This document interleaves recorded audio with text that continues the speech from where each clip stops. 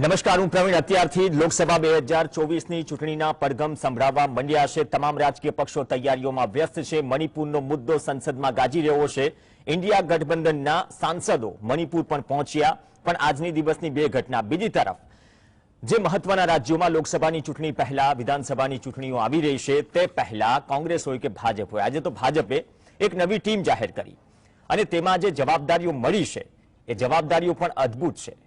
કેમ કે કોંગ્રેસ હોય કે બીજેપી હોય, જો ચૂંટણી આવતી હોય તો એ રાજ્યમાંથી કોઈને ઉપર લઈ જવાય. અહીંયા સ્થિતિ થોડી જુદી છે. કેન્દ્રમાંથી ગુજરાતમાં લાવવામાં આવે છે અને આ પ્રદેશ પ્રમુખની જવાબદારી સોંપાય છે કોંગ્રેસમાં. પણ ભાજપમાં આશ્ચર્યની વાત એ છે કે જેપી નડ્ડાની જે ટીમ છે એ ટીમમાં 13 રાષ્ટ્રીય મહાસચિવ, 13 રાષ્ટ્રીય ઉપાધ્યક્ષ, 8 રાષ્ટ્રીય મહામંત્રી, જેમાંથી ગુજરાતનું એક પણ નામ નથી.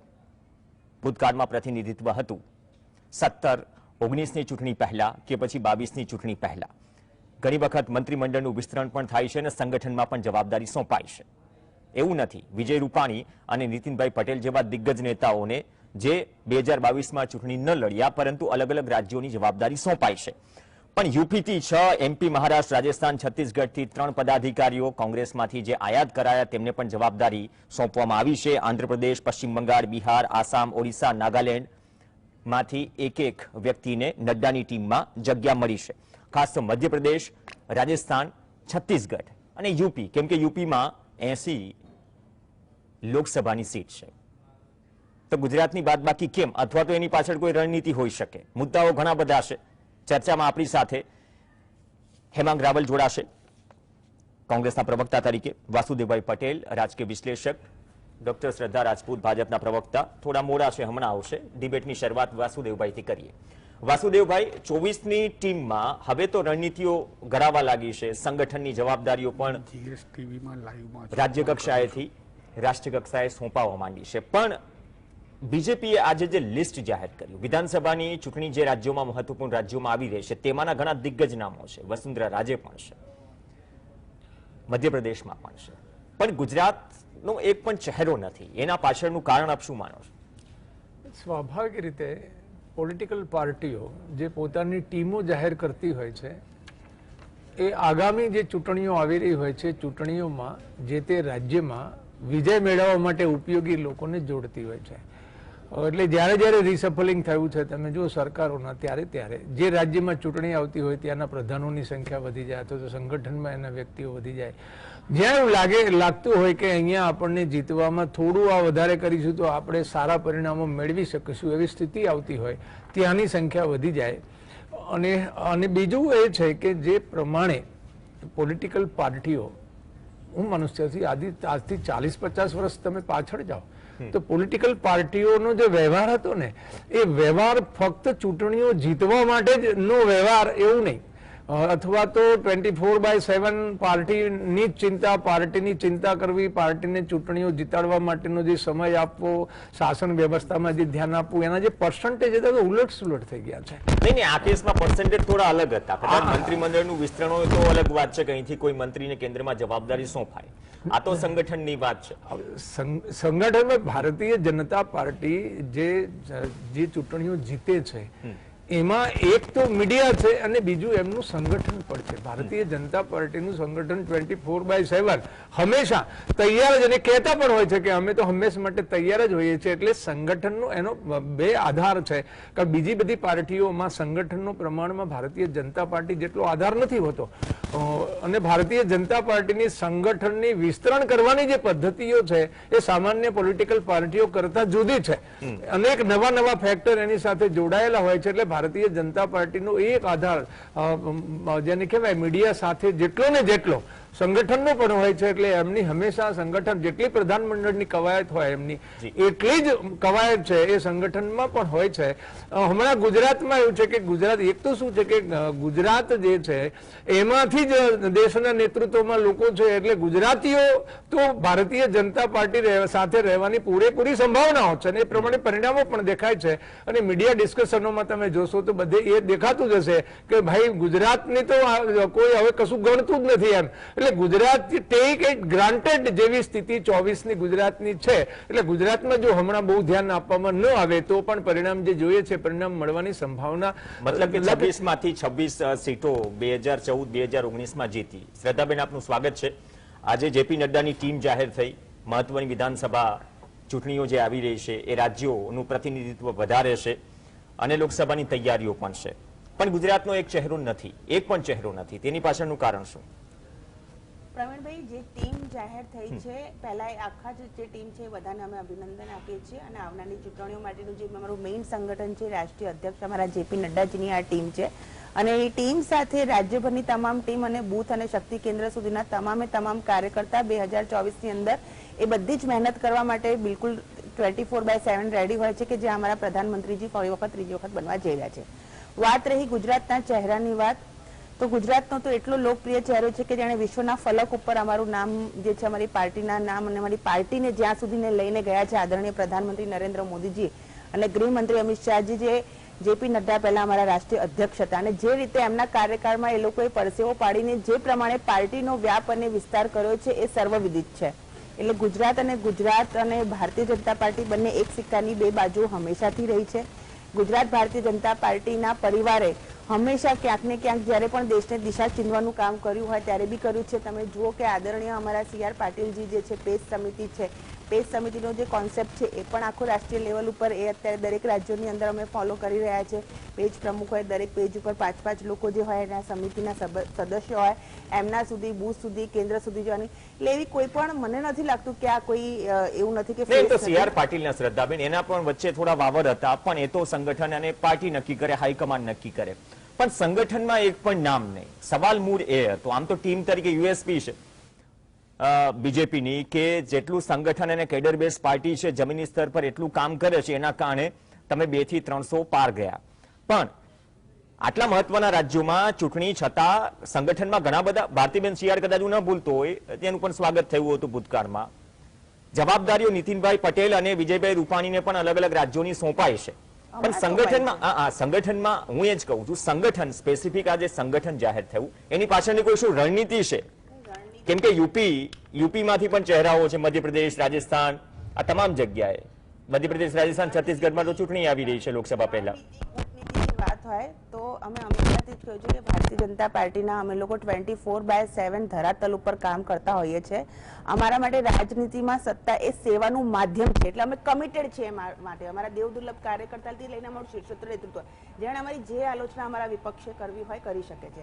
અને જ્યાં સુધી પ્રતિનિધિત્વની વાત છે તો તમે જુઓ કે માનનીય અમારા પૂર્વ જે મુખ્યમંત્રી છે વિજયભાઈ રૂપાણીને એમને પંજાબનો પ્રભાર આપ્યો છે. અમારા માનનીય પૂર્વ નાયબ મુખ્યમંત્રી એમને અત્યારે રાજસ્થાનની જવાબદારી આપવામાં આવી છે. અમારા દેશના આરોગ્ય મંત્રી માન્ય મનસુખભાઈ માંડવિયાજી જે કેન્દ્રીય મંત્રી છે એમને પણ જવાબદારી આપવામાં આવી છે. અને ગુજરાતની જવાબદારી હંમેશા દરેક જગ્યાએ હોય છે. એટલે જેટલું પણ ગુજરાતને સ્થાન આપવામાં આવે છે કે જે રીતે અમારા દેવસિંહ ચૌહાણજી જે અહીંયાથી મંત્રી છે, અમારા બેન શ્રી દર્શનાબેન જરદોશ છે અહીંયાથી મંત્રી છે, અમારા માન્ય પ્રતિનિધિત્વ ત્યાં નથી. સંગઠનમાં તમે જે પેજ સમિતિની મેમ્બર ઓફ પાર્લામેન્ટ, તમે અત્યારે દિલ્હી જાઓ તો અમારા બધા સાંસદો કેન્દ્રીય મંત્રી ગુજરાતી છે. રાજ્યસભામાં બધી જગ્યાએ મહેન્દ્ર મુંજપરાથી લઈને દર્શના જરદોશથી લઈને દેવસિંહ ચૌહાણથી લઈને સમયાંતરે પ્રતિનિધિત્વ મળતું રહેવું છે. આ વખતે પણ 2 એવા નામોને પ્રતિનિધિત્વ મળ્યું જેની ક્યાંય ચર્ચા જ નહોતી. એ બીજેપીની USP છે. પણ સંગઠનમાં જે તમે પેજ સમિતિની વાત કરીએ, પેજ સમિતિ આનંદીબેનના સમયથી એ પછીથી જે નેટવર્ક ઊભું થયું, એ પેજ સમિતિનું મૂળ શું છે? એ સંગઠનને મજબૂત કરનાર છે. મેં એટલે જ પૂછ્યું કે એક પણ ચહેરો નથી, એટલે કે સત્તા બાદમાં ખુલશે અથવા જે ગુજરાત મોડેલને એન્કેશ કર્યું બીજેપીએ સ્ટેટ રાષ્ટ્રીય લેવલ પર, ગુજરાત મોડેલને, તેનો એક ચહેરો સંગઠનમાં નહીં. હું પ્રવીણભાઈ શું કહું છું કે અત્યારે મેં ગણાઈ દીધા આપણે નામ. માન્ય રૂપાલાજી છે, માન્ય મનસુખ માંડવિયા છે, દેવસિંહજી છે, દર્શાબેન જરદોશ છે, મુજપરાજી છે, 26 અમારા સાંસદ છે, 2 હમણાં રાજ્યસભામાંથી સાંસદ શ્રી ગયા છે, નીતિનભાઈ છે, વિજયભાઈ રૂપાણી છે, કયા રાજ્યની સ્ટેટ લેવલની જવાબદારી છે અને બધાની મહત્વપૂર્ણ જવાબદારી છે. આ બધા અમારા એક પાયાથી આવેલા સર્વશ્રેષ્ઠ નેતાઓ છે. અત્યારે એક મહેનતથી એમણે બહુ જ કામ કરી રહ્યા છે ગુજરાત માટે અને દેશ માટે. 24 માટે આ જ ટીમ હશે, 24 માટે આ જ ટીમ હશે જે 24માં ફરી ત્રીજી વખત જ્યારે હુંકાર ભરે છે રાષ્ટ્રીય સ્તર પર બીજેપી કે ફરીથી અમે સત્તામાં આવીશું. હેમાંગ રાવલ, ઇન્ડિયા ગઠબંધનના સાંસદો મણિપુર ગયા, એ મુદ્દો પણ સંસદમાં ચર્ચાઈ રહ્યો હશે, પણ સંગઠનમાં તો સ્થિતિ એ પણ છે ને, ગુજરાતમાં તો આમ તો 17 સીટ જ આવી અને સ્થિતિ એવી હતી કે શક્તિસિંહને કેન્દ્રમાંથી લાવવા પડ્યા પ્રદેશ પ્રમુખ તરીકે. તો સંગઠનની સ્થિતિ તો બંને જગ્યાએ, જો ગુજરાતના પ્રતિનિધિત્વની આપણે વાત કરતા હોઈએ તો સવાલ તો બંને માટે થોડો કોમન થયો. આજે ભલે બીજેપીમાં જેપી નડ્ડાજીની ટીમ જાહેર થઈ લોકસભા અને વિધાનસભાઓ માટે, પણ મૂળ પ્રશ્ન સંગઠન લેવલે તમારો પણ એ જ છે. જો ગુજરાતની અંદર કોંગ્રેસ સંગઠનની અંદર, જો સૌ પ્રથમ તો દર્શક મિત્રોને પણ ખ્યાલ હશે, તમને પણ ખ્યાલ હશે અને પેનલિસ્ટ પણ મારી જોડે બેઠેલા એ વાત માનશે કે લોકશાહીની અંદર સંગઠન પક્ષનું અને સરકાર એ બંને અલગ અલગ વસ્તુ છે. સંગઠન અને સરકાર બંનેની અંદર પ્રતિનિધિત્વ હોવું જોઈએ. તમે એક જમાનામાં જુઓ કે અહેમદભાઈ પટેલ તો સંગઠનની અંદર પ્રતિનિધિત્વ ધરાવતા હતા અને એ જ પ્રમાણે તમે માધવસિંહ સોલંકી હોય કે બીજા પણ નેતા હોય, તમે માધવસિંહ સોલંકી કેન્દ્રની અંદર વિદેશ મંત્રી હતા, ત્યારથી લઈને અમારી સરકારો બની છે ત્યારે બેલેન્સ રહ્યું છે. શક્તિસિંહજી ગોહિલ ગુજરાતની અંદર પ્રમુખ અત્યારે અમારા અધ્યક્ષ બન્યા, એ પહેલા એ દિલ્હીના પ્રભારી, બિહારના પ્રભારી અને સાથે સાથે હરિયાણાના પ્રભારી પણ હતા. સાથે સાથે સંગઠનની અંદર પણ રાષ્ટ્રીય પ્રવક્તા અને CWCના મેમ્બર હતા. હંમેશા સંગઠનની અંદર દરેક રાજ્યને મહત્વ મળવું જ જોઈએ. ભારતીય જનતા પાર્ટીનો ઇન્ટરનલ વિષય છે કે એમણે કોને સંગઠનની અંદર સ્થાન આપ્યું પણ ના આપ્યું, પણ તમે અહીંયા જોઈ શકો છો કે અમે અમારા જે પણ નેતાઓ છે એને ભૂલતા નથી અથવા એને બાદબાકી નથી કરતા. અત્યારે શ્રદ્ધાબેને કીધું કે માનનીય પાટીલજીએ પેજ સમિતિ ને પેજ પ્રમુખની શરૂઆત કરી, હકીકતમાં આનંદીબેને કરી હતી, તમે પણ બોલ્યા. એટલે અમે અમારા ત્યાં અમારા સંગઠનની અંદર અમે એ પ્રમાણેની વ્યવસ્થા ગોઠવીએ છીએ. સંગઠનની વાત કરી, બેને વાત કરી કે અમારા 26 સંસદ સભ્યો જે છે, એટલે 26 સંસદ સભ્યોમાંથી તમારે સંસદ સભ્યોના બળ પ્રમાણે મંત્રીમંડળ તો આપવું પડે, પણ સંગઠનની અંદર અત્યારે ગુજરાતનું એક પણ વ્યક્તિ નથી. એમનો ભલે ઇન્ટરનલ પ્રોબ્લેમ રહ્યો, ઇન્ટરનલ એમનો પક્ષનો રહ્યો, પણ એ ગુજરાતનું તો અપમાન છે જ. ગુજરાતને પણ સાઇડલાઇન કરવામાં આવી રહ્યું છે. હેમાંગભાઈ, જો વાસુદેવભાઈ એક શબ્દનો ઉપયોગ કર્યો કે ગુજરાતને હમણાં પૂરતું, ચલો એ રીતે ઇલેક્શન વાઇઝ એટલી પ્રાયોરિટી ના આપવામાં આવે, કેમ કે છેલ્લી 2 લોકસભાથી તમે એક પણ સીટ જીત્યા નથી. એવી સ્થિતિ આ વખતે 2022માં વિધાનસભાની થઈ, લોકસભામાં પણ આ જ પરિસ્થિતિ શું જોવા મળવાની. એટલા માટે જ કેન્દ્ર તરફથી એટલો કોઈ રિસ્પોન્સ આપણે સંગઠન લેવલે કે કોંગ્રેસની પણ વાત કરી લઈએ. હું એમ નહીં કહું કે કંઈ નથી, પણ જે પ્રાયોરિટી રાષ્ટ્રીય સ્તર પર, વાસુદેવભાઈ એક ક્વિક રિએક્શન તમારું એટલા માટે લઈ લઉં કેમ કે બંને એના પક્ષની વાત તમને આપીશ, એના માટે બીજો સવાલ કરીશ. હેમાંગભાઈ, તમે જે વાત કરી પહેલા સવાલમાં વાસુદેવભાઈ, શું ગુજરાત અત્યારની સ્થિતિએ 24 પહેલા તો કોઈ ચૂંટણી નથી, પણ ચાહે કોંગ્રેસ હોય કે બીજેપી હોય, એમના માટે પોલિટિકલ ઇલેક્ટોરલ પોલિટિક્સ માટે એટલું મહત્વપૂર્ણ નથી જો સંગઠનની વાત કરવામાં આવે? મંત્રીમંડળમાં તો ચહેરાઓ બદલાતા રહેશે સમયાંતરે.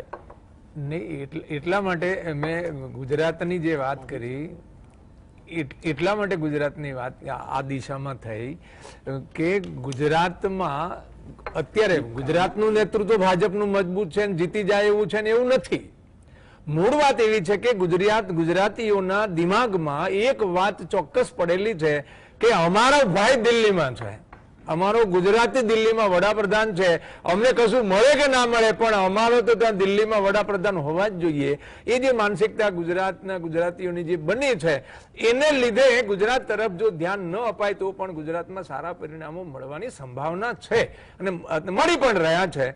એટલે સંગઠનના બળે અથવા તો સંગઠનના આધાર ઉપર થોડું ઓછું થાય તો પણ પરિણામો મળી રહે એવી એક ગણતરી એટલા માટે મેં કહ્યું. એમ નહીં, સંગઠનમાં આટલા મજબૂત વ્યક્તિઓ બીજેપી માટે પણ છે. આપણે જાણીએ છીએ કે કઈ રીતે લેબોરેટરી રહી છે બીજેપી માટે, જે સંઘર્ષમાંથી આ પાર્ટી બહાર આવી. તો સંગઠનમાં એવા ચહેરાઓ, મજબૂત ચહેરાઓ, પીઢ ચહેરાઓ છે જેને 24 પહેલા, કેમ કે 24માં પડકારો અલગ હશે, ભલે કોઈ પણ પાર્ટી ગમે તે કે, પણ એક પણ ચહેરો શું આ ટીમમાં ફિટ થઈ શકે તેમ નથી, અથવા તો નથી થયો. તેની પાછળની રણનીતિ કઈક અલગ? સવાલ રણનીતિનો નથી, સવાલ છે નેતૃત્વ. આમાં એવું છે કે જ્યારથી આ જે ભારતીય જનતા પાર્ટીમાં છેલ્લા 15-20 વર્ષથી જે સિસ્ટમ ચાલી છે કે 1 પછી 10 સુધી કોઈ ના હોય એમ, બે પછી કોઈ ના હોય. એ જે સિસ્ટમ ચાલી છે એમાં ઘણા લોકો બાદ થઈ ગયા. એમાં જે મધ્યપ્રદેશ ને છત્તીસગઢ ને એમાં જે સમસ્યા, રાજસ્થાનમાં જે સમસ્યા પેદા થઈ છે અત્યારે, જે વધારે વસમું લાગી રહ્યું છે, એનું એક કારણ એવું છે કે રમણસિંહ છે, આજે હમણાં બેનને લીધા રાજસ્થાનમાંથી. એ જે એમની જે એમાં શું છે કે એ જ્યારે ગુજરાતમાં એવું હતું કે મુખ્યમંત્રીનો ચહેરો દેખાય તો એને જરા વ્યવસ્થિત લાઈન ઉપર લગાડી દેવો, એમ વડાપ્રધાનનો ચહેરો દેખાય તો એને લાઈન ઉપર લગાડી દેવો. આ જે આખું જે રીતે થયું એને કારણે થયું શું કે બે ગણતરી, ભારતીય જનતા પાર્ટીના નેતૃત્વની બે ગણતરી ખોટી પડી. એકચ્યુઅલી ગણતરી શું ખોટી પડી કે કોંગ્રેસ ફરી બેઠી થશે જ નહીં, થવા જ નહીં દઈએ આપણે, એટલે એક ગણતરી એમની હતી. બીજી ગણતરી એવી હતી કે વિપક્ષો ભેગા થાય જ નહીં. આ ડેટકા તોડવા જેવી વાત છે, પણ આ બે વસ્તુ જે પ્રમાણે સાકાર થતી દેખાઈ રહી છે, એટલે સમસ્યા પર્સન્ટેજ વોટ પ્રમાણે તો સમસ્યા હતી જ. ભારતીય જનતા પાર્ટી પાસે 50% કરતા વધારે વોટ છે એવું તો છે જ નહીં. એ જે રાજનીતિ જે ચાલે છે ને, ભારતીય જનતા પાર્ટી બે કામ ખૂબ સારી બખૂબી કરી રહી છે, કરી શકે છે. એક કામ એ જે કરી શકે છે એ કરી શકે છે કે ચાતુર્યપૂર્વક ચૂંટણી લડી શકે છે. ઓકે, પણ આ તમે કીધું ને કે એ પૂર્વક ચૂંટણી લડી શકે છે, પણ શ્રદ્ધાબેન 19ની સરખામણીમાં અત્યારે જે કંઈ પણ મણિપુરમાં થઈ રહ્યું છે અથવા તો જે કંઈ પણ મુદ્દાઓ છે રાષ્ટ્રીય સ્તર પર, કોઈ સત્તામાં હોય તો એના માટે પડકારજનક રહેવાના જ, અને દરેક સત્તા પક્ષ એની રીતે ડીલ કરતો હોય છે. પણ એ બધી વસ્તુઓ પણ શું જવાબદાર છે કે આટલા પીઢ ચહેરાઓ સંગઠનના ગુજરાતમાં હોવા છતાં આ ટીમમાં સ્થાન નથી?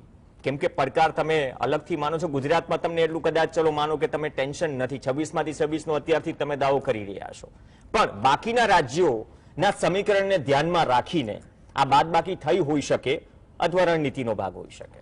પ્રવીણભાઈ, પહેલી વસ્તુ તો કહી દઉં કે 26માંથી 26 ગુજરાતમાં આવશે એ અમારો અતિ આત્મવિશ્વાસ નથી, એ અમારો આત્મવિશ્વાસ છે. અમે ઓવર કોન્ફિડન્સ નથી, કારણ કે અમે કામ કરી રહ્યા છીએ. એટલે બાકી રાજ્યોને ધ્યાનમાં રાખીને આ પ્રકારની ટીમ બનાવાય. 156 આવી એના પછીથી 1 કલાક બી સરકાર કે સંગઠન છે એને રિલેક્સ નથી કર્યું. બધા પ્રોગ્રામ અમારા ચાલુ છે. 156 આવ્યા પછી બી કોઈએ રિલેક્સ નથી કર્યું, કોઈએ રજા નથી લીધી. અત્યારે પણ તમે જો કે બધા કામોની સાથે આદરણીય વડાપ્રધાને જે 9 વર્ષ પૂરા કર્યા અને અમે ડોર ટુ ડોર સંપર્ક સુધી લોકો સુધી ગયા, એટલે અમે સતત કામ કરી રહ્યા છીએ. એટલે અમારો અતિ આત્મવિશ્વાસ નથી, આત્મવિશ્વાસ છે કે 26માંથી 26. બીજું તમે પૂછ્યું કે દેશની અંદરની સમસ્યાઓ, બિલકુલ એક અભિન્ન અંગ છે અમારું. એક નોર્થ ઇસ્ટની અંદર જે પ્રમાણે ભારતીય જનતા પાર્ટી પોતાનો જનાધાર વધાર્યો છે, જે પ્રમાણે ત્યાંના અમારા મુખ્યમંત્રીશ્રીઓ કામ કર્યા છે, ત્યાંની પરિસ્થિતિ, ત્યાંના ઇતિહાસ અને પૂર્વાર્ધના પ્રશ્નો લઈને પણ અમે લોકો શાંતિની સ્થાપના માટેના જેટલા પણ એ કમ્યુનિટીઝ સાથેના મેજર્સ છે, અને આજે નોર્થ ઇસ્ટને લોકો મેઇન સ્ટ્રીમમાં લાવવા માટે જે આદરણીય વડાપ્રધાન નરેન્દ્ર મોદી જે પણ પગલાં ઉપાડ્યા છે, એના પહેલાના ક્યારેય કોઈ દિવસે પગલાં ઉપાડવામાં નથી આવ્યા. કાશ્મીર અને નોર્થ ઇસ્ટને ભારતમાં કઈ રીતે ટ્રીટ કરવામાં આવ્યું છે એના ઇતિહાસ ઉપાડીને જોઈ લો. વર્તમાન શું છે? બરોબર છે, વર્તમાન અને ભવિષ્ય. ઇતિહાસની દુહાઈ જે સત્તા પક્ષમાં હોય આપે છે. મણિપુર રાજ્ય સરકારના એક ધારાસભ્ય એમ કહે કે વડાપ્રધાન શ્રીનો અમે સમય માંગ્યો, અમારે સ્થિતિ વર્ણવી છે, હજુ પણ અમે સમયની રાહ જોઈ રહ્યા છીએ. બિલકુલ માન્ય વડાપ્રધાન શ્રી અને માન્ય ગૃહમંત્રી અમિત શાહજી બંને બિલકુલ એમની આઈ મણિપુર ઉપર છે અને બંને સિરિયસ છે. બરોબર છે, અમે કોઈ મણિપુરના લોકો સાથે એમની રાજનીતિ નથી કરતા. કોઈ સમય હોય એટલે આ રીતે રાજનીતિ કરવાનો જે મહાગઠબંધન કરી રહ્યું છે, કારણ કે આ બધા જ નોર્થ ઇસ્ટ હોય કે કાશ્મીર હોય, જમ્મુ કાશ્મીર હોય, એમની જે સમસ્યા આપણા દેશમાં સ્વતંત્ર ભારતમાં રહી છે કે ગોવા મુક્તિ આંદોલન થયું હોય, એ આ બધા રાજ્યોની સમસ્યાઓ પર અલગથી બધું મનોમંથન થતું હોય છે. સવાલ એ હતો કે હેમાંગભાઈ, એ જ સ્થિતિ છે કે શું ગુજરાત સિવાય બાકીના રાજ્યોમાં જે સ્થિતિ છે, એક તરફ ગઠબંધન ભેગું થઈ રહ્યું છે અને તેમની સામે પણ ઇન્ટરનલી પડકાર છે, કોમન મિનિમમ પ્રોગ્રામ કે જે કંઈ પણ લઈ લો, હજી તો આનો ઘણો સમય બાકી છે. સૌપ્રથમ તો Indian national developmental inclusive alliance India થયા પછી આખા દેશના સમીકરણો બદલાઈ ગયા છે.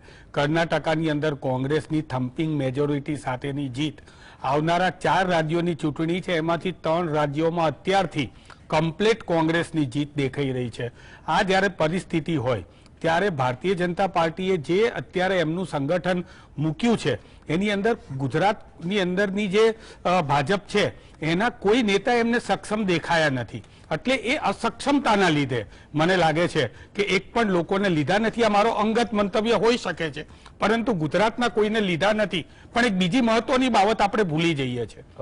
કોંગ્રેસમાંથી આવેલા નવા વ્યક્તિને AK એન્ટોનીના દીકરાને સીધા એ આ ભાજપની શીર્ષસ્થ કારોબારીની અંદર સંગઠનમાં લેવું ને એ પણ જે છે ભારતીય જનતા પાર્ટીના અસલ જે કાર્યકર્તાઓ છે એમના માટે અપમાન છે એવું અત્યારે તો દેખાઈ રહ્યું છે. બિલકુલ એને આપણે મંત્રીમંડળની વાત અલગ છે.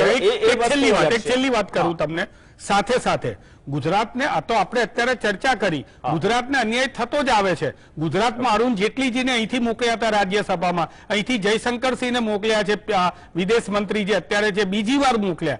એમણે કેટલી વાર ગુજરાતના પ્રશ્નો ઉઠાયા? એક પણ ગુજરાતનો પ્રશ્ન સંસદમાં ઉઠાયો હોય તો જુઓ. ગુજરાતના કોટાના જે સંસદ સભ્યો બનવા જોઈએ એમાં બહારના મૂકી દેવામાં આવે છે. આ પણ એક ગુજરાતનું અપમાન છે. આ વખતે 24માં ભલે રાજકીય વિશ્લેષક તમારા જેવા પેનલિસ્ટ અથવા તમારા જેવા પત્રકારો 24માં બહુ સારું છે, ભાજપ માટે બહુ સારું છે એમ કહેતા હોય, પરંતુ કર્ણાટકની અંદર જે વસ્તુ બની છે એ ગુજરાતની અંદર બિલકુલ બિલકુલ બિલકુલ આપણા જેવા નહીં. એટલે હું એક એક્ઝામ્પલ આપું છું. માફ કરજો. જે દાવો કરે છે પાર્ટીઓ, આ વખતે આ બધા જ પરિમાણોને જોતા આ વખતે ગુજરાતની અંદર જે પ્રમાણે પરિસ્થિતિ છે, પરિસ્થિતિનું નિર્માણ અમે છે ને લોકશાહી છે.